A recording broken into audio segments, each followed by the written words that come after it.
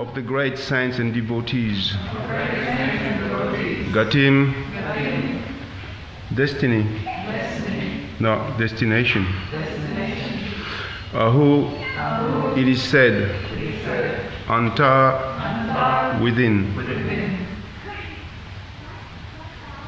Bahir, without.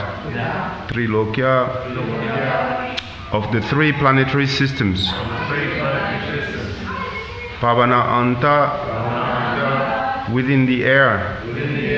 Atmanam, of the subtle body.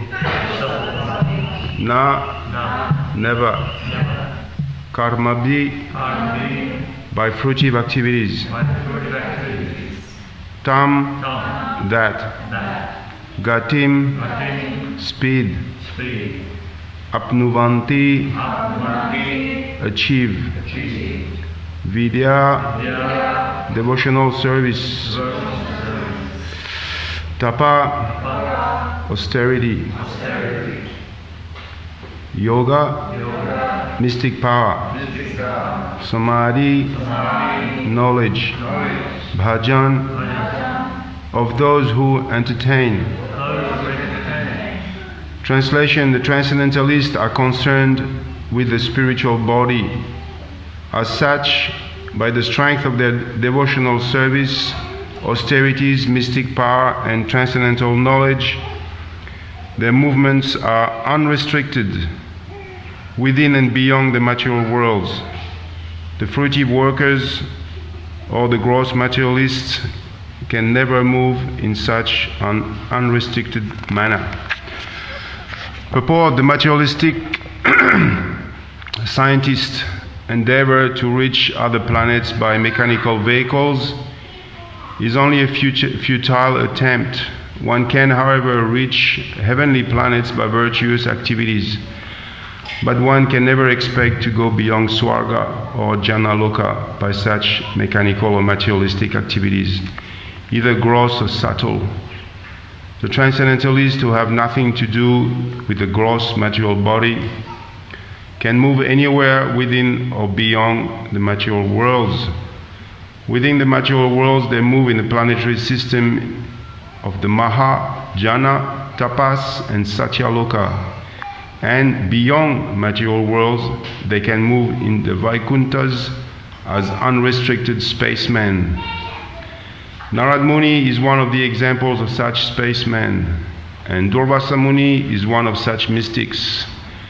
By the strength of devotional service, austerities, mystic powers, and transcendental knowledge, everyone can move like Narad Muni or Durvasa Muni. It is said that Durvasa Muni traveled throughout the entirety of material space and part of spiritual space within 1 year only. The speed of the transcendentalist can never be attained by the gross and subtle materialist. That's the big question. What should I do in my life? I was talking to one boy yesterday at the Krishna village, and he was saying, I don't know what to do. He wasn't sure, because he could see that, you know, when you're young, you get all enthusiastic, you got all this fresh, everything is fresh, everything is new, everything is enthusiastic, I can do so many things. And therefore you got so many options. But some people, amongst them, they look at the options and they think, my father's done that, my mother's done that, my grandfather's done that, and then I'm going to do the same thing. So I'm going to end up in the same place again, miserable like them, or cynical, whatever all people get, you know. So then he was wondering, you know, what's kind of my purpose? And I asked him, I said, what do you think, to know your purpose, what do you need? And he couldn't quite answer. And then finally, after a little bit of discussion, he said, well, you know, I said, if you know, I showed him the table, and I said, well, if you don't want to know the purpose of this object, then what do you have to know about it? Well, he said, I have to know the identity. So I said, similarly, if you want to know what your purpose is in life, then you have to know your identity. I don't know if you've been to the crazy places, sometimes in mental asylums, but you see some people that stand at the window and they think that Jesus Christ, oh, Hitler, they go like this, that's their thing in life, because they think that. They think they're this and that. So a lot of us, we're confused because we think we're an identity. We think we're a boy, we're a girl, we're Australian, we're American, we're from Mars.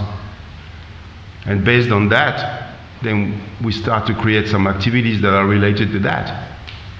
But that's the basic mistake. That's the root of all evils, if you like.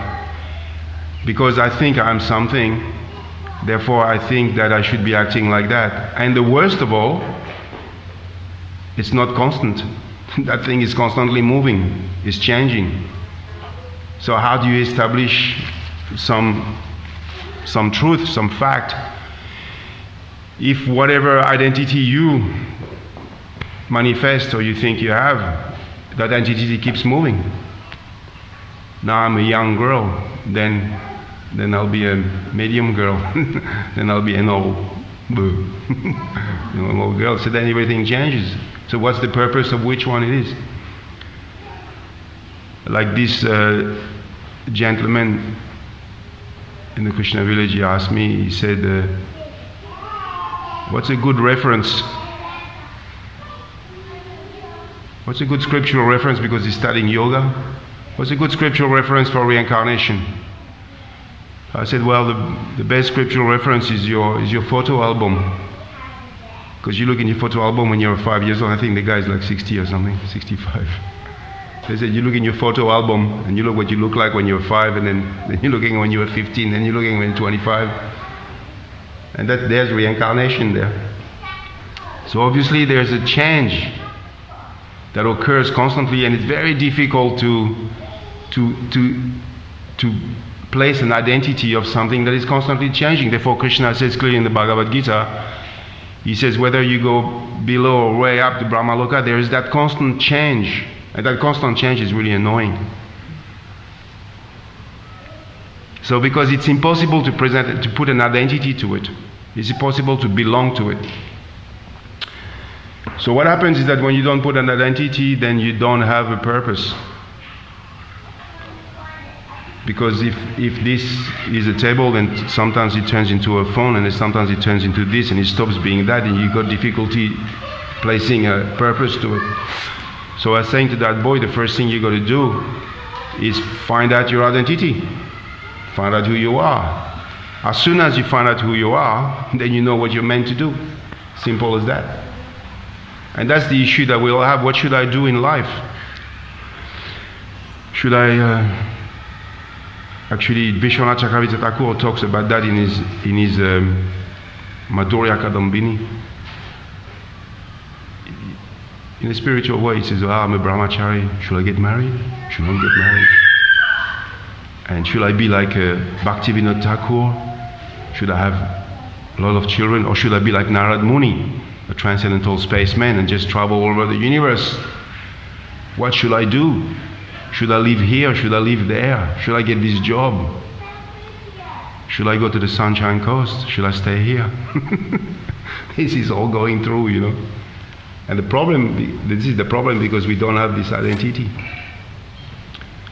So, Prabhupada refers in this purport here, he says it appears, he says the materialist scientists endeavor to reach other planets. So of course the idea here of reaching other planets means that you're going to have fun. That's the whole point. Everybody wants to have fun, isn't it?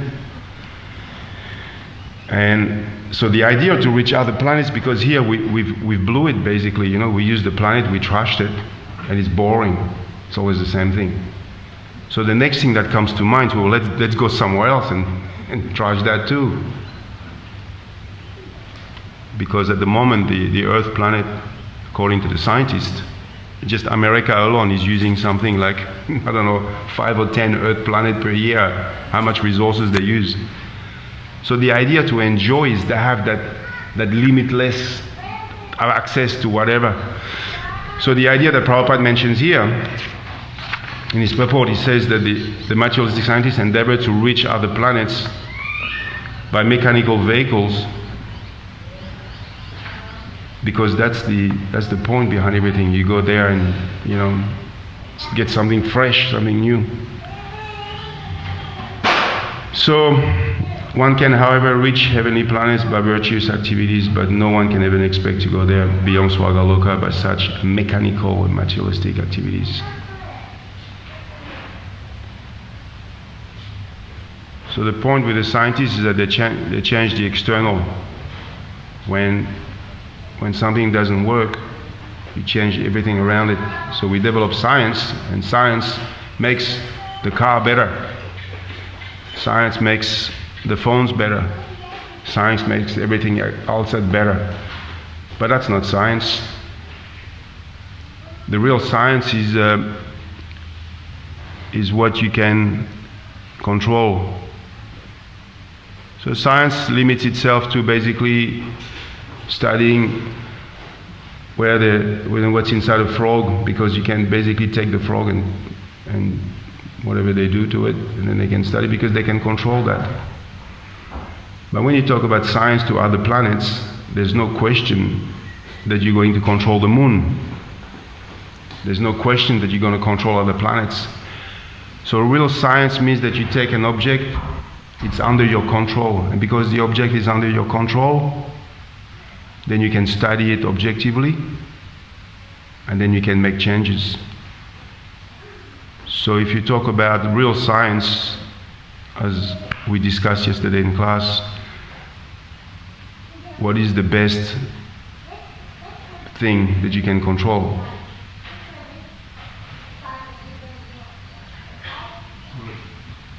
No, not those who were in class. Others. What's the best thing you can control? Your husband, your wife? No. We know the men. They're always in control in their wives, and they always have the last say. Yes, dear. And apart from that, what's the best thing you can control? Huh? Desire? No? No? Huh? No? Well, almost. No? Almost? It's close. No? Huh? Consciousness. Yeah, almost there. Well, the best thing you can control is you.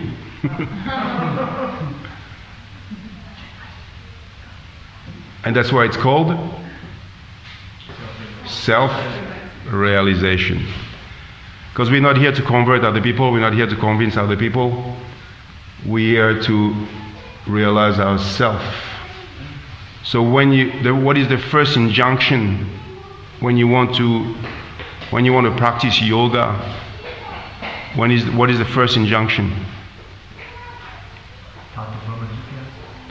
Yeah, that's inquire, and then the next one is control yourself. The first injunctions in yoga is you got to get a hold of yourself. So there are many instructions how to control your mind, your senses, etc. So that's real science, because once you've got yourself under control, then you can apply scientific experiment on it. But if you try to do that to the moon, well, good luck. You can come up with any theory. The moon is flat, all right? But what does the moon care about that? It just goes around and does its own thing because it's not under your control. But if you, according to scriptures, manage to control yourself and apply the process, the scientific process of bhakti yoga on the self, then you will get a result. That result is called self-realization. And that result will be such that you will develop the next thing, which is called faith or belief. Oftentimes people talk about religions or whatever, say, do you believe in this, do you believe in that? But they never really experienced it. So the first thing that comes is the experience. Just like when you eat, three things happen. you're free from nourishment, you get nourished, you're free from hunger, and you're full.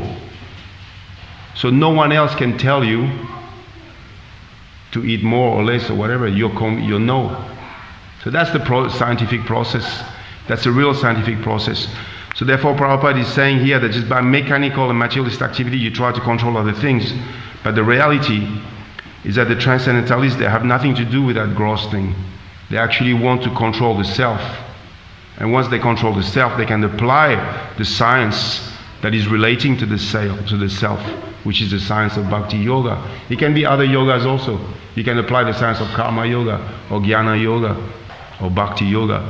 But as we know, Bhakti Yoga is the most efficient one if you want to go further. So some sages, even like here it's mentioned Durvasa Muni, so he applies the science of yoga, and by applying that science of yoga, he's able to travel as a spaceman. And Narad Muni applied the science of Bhakti Yoga. He was also able to travel as a spaceman, but the difference is that he was able to associate with the higher beings. Whereas Durvasa Muni is limited within the material universe. And although it says here that Durvasa Muni traveled by the strength of devotional service of certain mystic powers and transcended everyone. Durvasa Muni traveled through the entirety of the material space and part of spiritual space within 1 year only. So because Durvasa Muni is applied the mystic process, he can only go part to the universal, to the spiritual universe. But Narad Muni, as we know, he's able to go all the way to the topmost region of the spiritual sky. Durvasa Muni is not allowed to do that. So therefore, the scientific application of Bhakti Yoga, as Prabhupada mentions here, is much more powerful because you're able to associate with the Supreme Personality of Godhead. Like Narad Muni, we saw he's able to go, and Krishna has, so many palaces. He's able to enter the palaces, and he's able to have a personal relationship with Krishna, the source of all existence. Whereas Durvasa Muni, the best he could do, and you know the reason why Durvasa Muni traveled through the material and part of the spiritual universe is, you remember that reason? Huh? He was running away. Yeah, because he offended someone, he did the wrong thing. So therefore, he was in association with a part of Krishna. And what was that part? There was his Sudarshan chakra. So he was running away from that because the Sudarshan chakra is a very powerful weapon that Krishna carries. So that's not really, the type of traveling, space traveling that you want to do.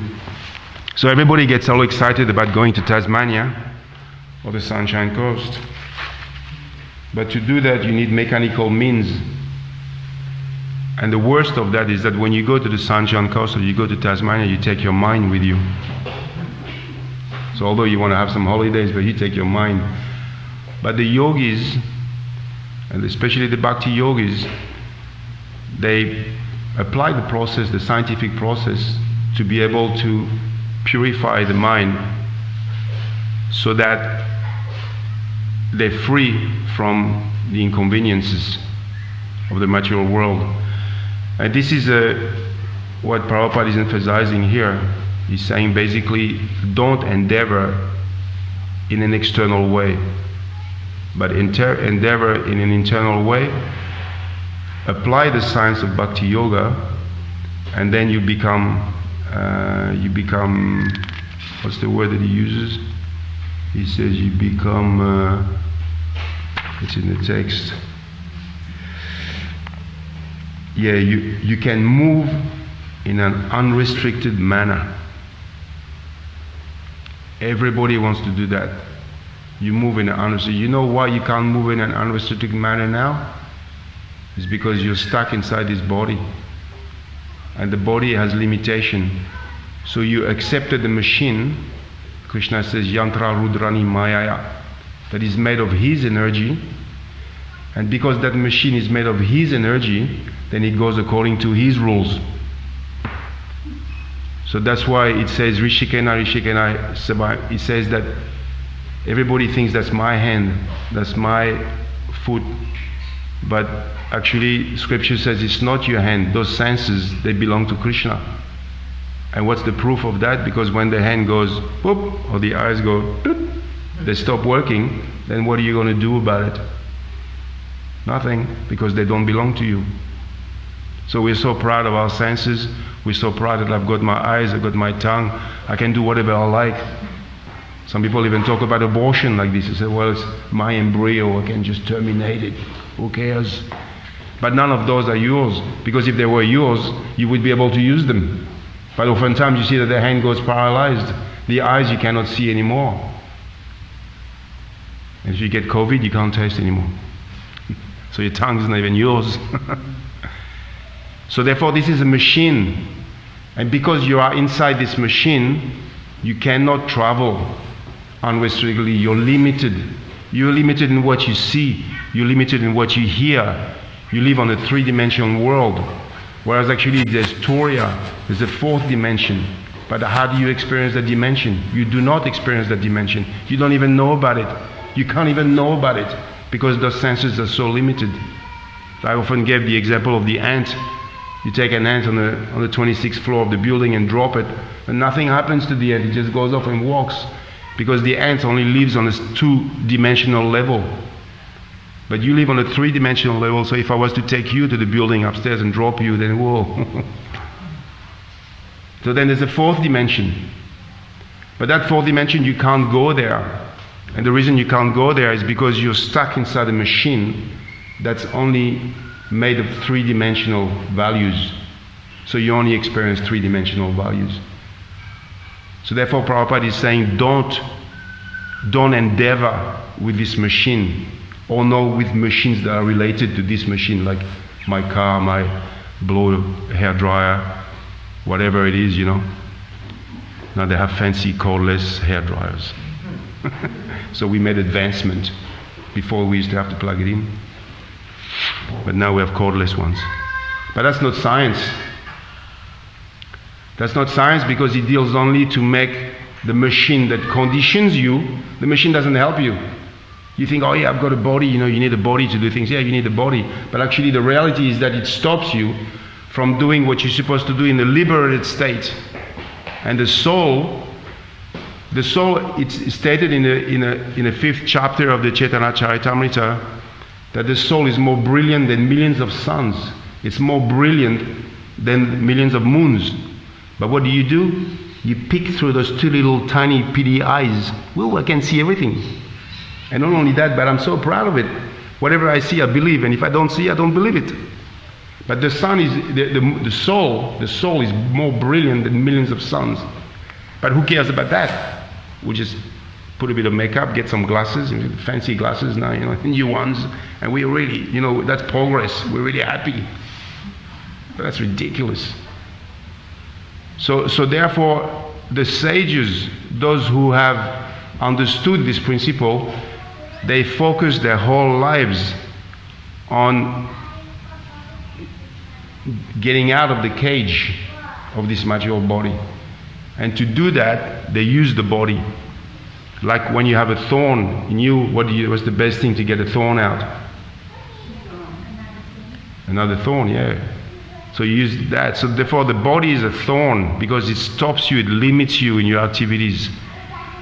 But now you use that same body by controlling it instead of bestially becoming like a bestial Prabhupada uses that terminology, a bestial, you know what bestial is, that right? Bestial civilization, like animals, you know, just like eat whatever, just be merry, some other just shove it in, you know.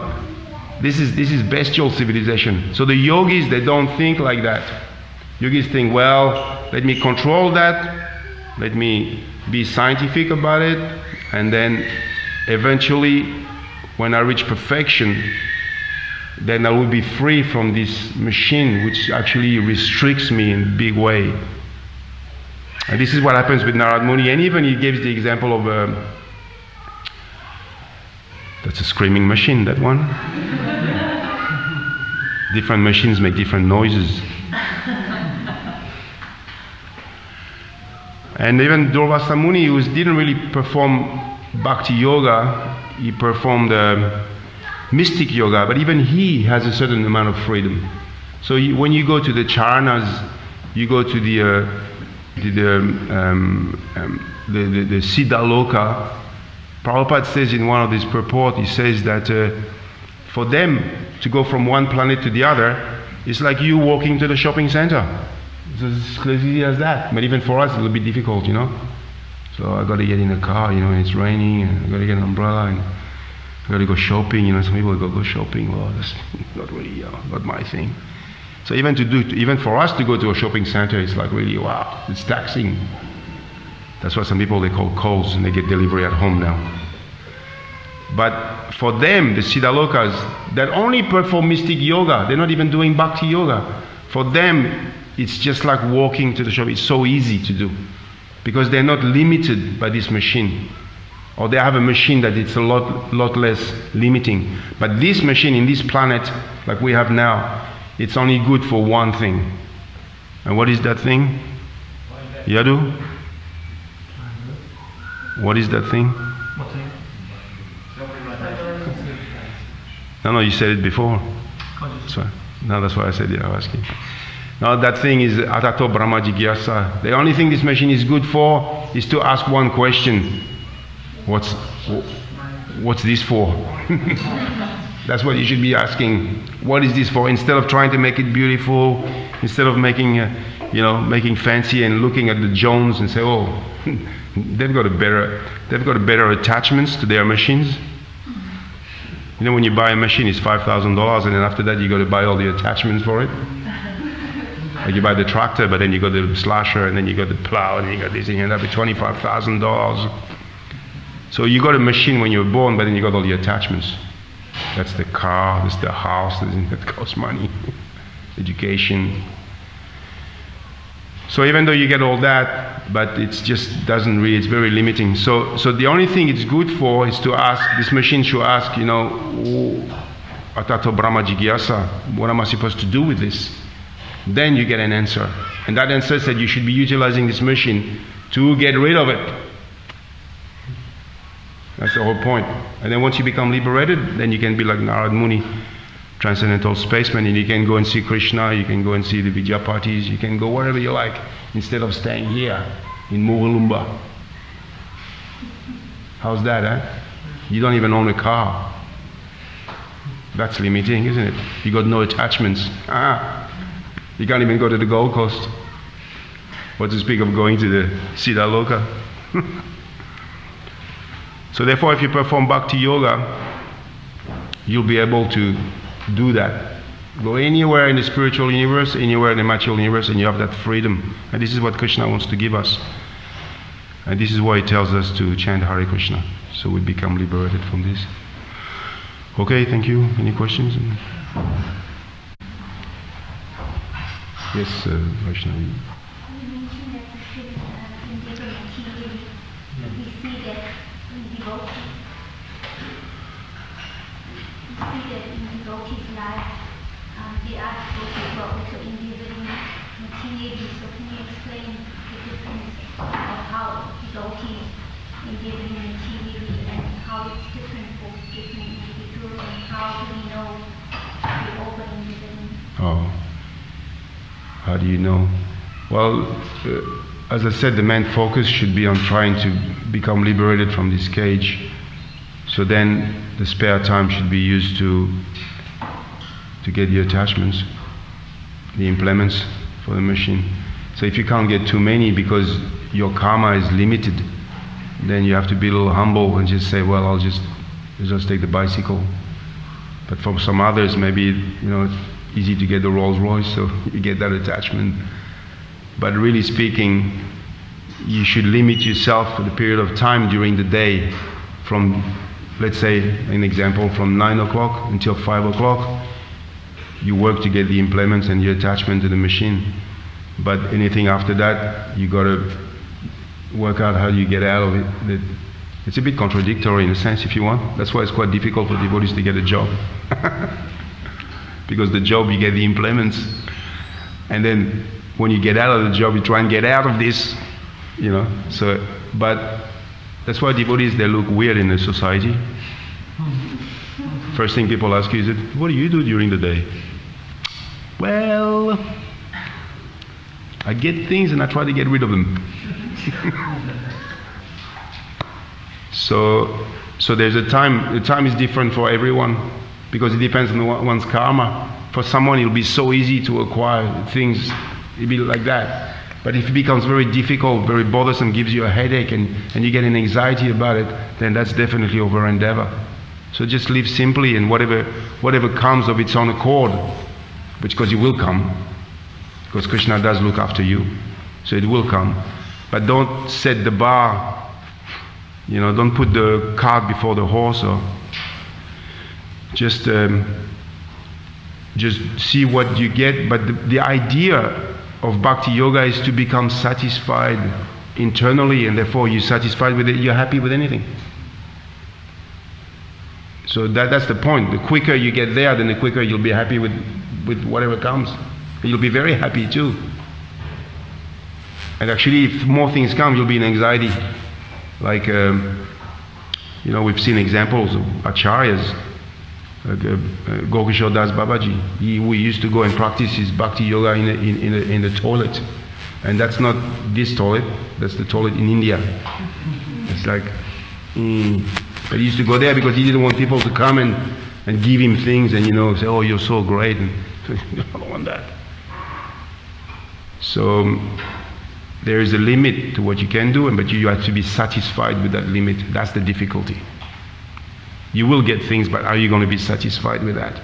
So that will chew up your time on how to get out of this machine. It's a trick of Maya, basically. It's a trick of Maya, so you have to be careful about that. Okay. Sometimes also devotees might compare, as I've heard in the past, people when I was new, some devotee ladies who are married would say, oh, you're so lucky, you use this time, you know, when you get married, and you don't know how to live life. So the one who's married is wishing, the single, the one who's single is wishing they're married, and then comparing, but not like what you say, but accepting what it is at that time, and if it becomes bothersome, that means. Yeah, you got to be careful about the Jones. Can't imitate them. Yes. Is there any more information on Durvasa Muni going to the spiritual? Is there any information on Durvasa Muni going to the spiritual space at all? I don't know. He went to that story in relation to Ambarish Maharaj, who was the emperor of the world, and he'd been following a Kodasi for a year, and then it is mentioned that Indra became a little disturbed by his austerity, and actually he mentioned to Durvasa Muni, why don't you pay a visit to, because he knew Durvasa Muni's nature, that he's easily angry, pleased, or he's easily angered. So he actually suggested a time when he should go there on a Dwadasi, just before, like Ambarish was meant to break his fast, because you're supposed to break your fast. So Durvasa Muni went there, that's the story. Of course, then Ambarish received him. He received him very nicely, but it was the time was coming. But anyway, he said, you go and take your bath, and then you can come back. And so in that time, he was discussing with all the Brahmins and all the sages what he should do. But he himself thought, well, if I just take some water, then I'm breaking the fast, but I'm not breaking the fast. The water is breaking and not breaking. So he took some water, but the Durvasa Muni, he divined it by his mystic power. He knew he took the water, and when he came back, he became exceedingly angry. He created this big fire. The name of the fire monster was Kritya. Pulled a bunch of hair and threw it down. This big fire monster came. It was and went after Ambarish, but Ambarish was just there. He just was very humble. And then Sudarshan Chakra came, and the Lord was not happy that. Then Sudarshan Chakra came, destroyed that creature, that fire being created turned into ashes. And then started chasing Devasa Muni. So Devasa Muni went all over, said he travelled around for a year. He went to different planetary systems. He had that power of the cities, you know. He went to the planets of the demigods asking for help. Sudarsana was right behind him.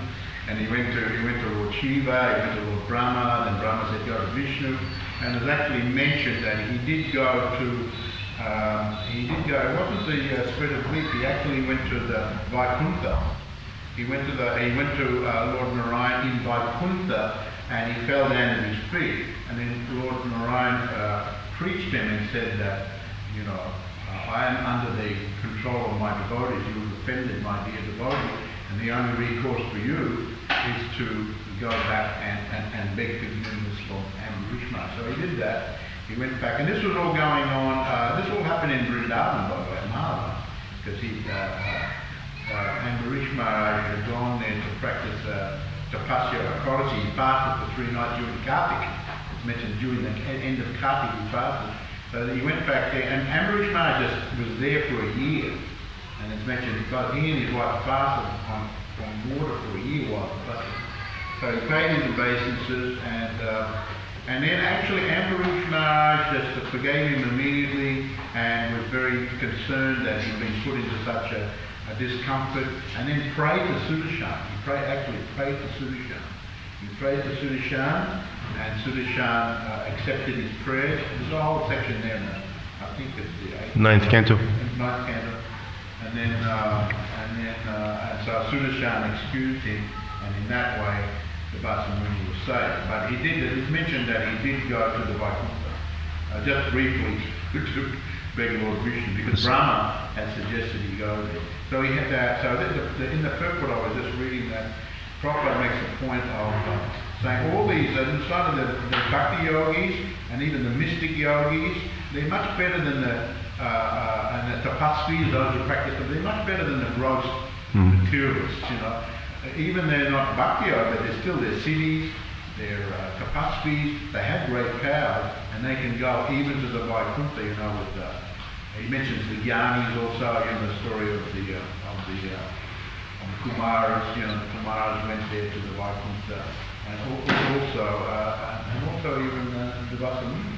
So is that actually, it's mentioned that, you know, after that incident, you know, the Vasamuni went right up to Lord Brahma, Satyaloka, and he went there, he was very humble, and he actually preached about the glories of the devotees, how Ambarish, you know, tolerated my offence against him, he forgave me, and he preached about the Sudarsana. He just was relating the whole thing in a very humble way.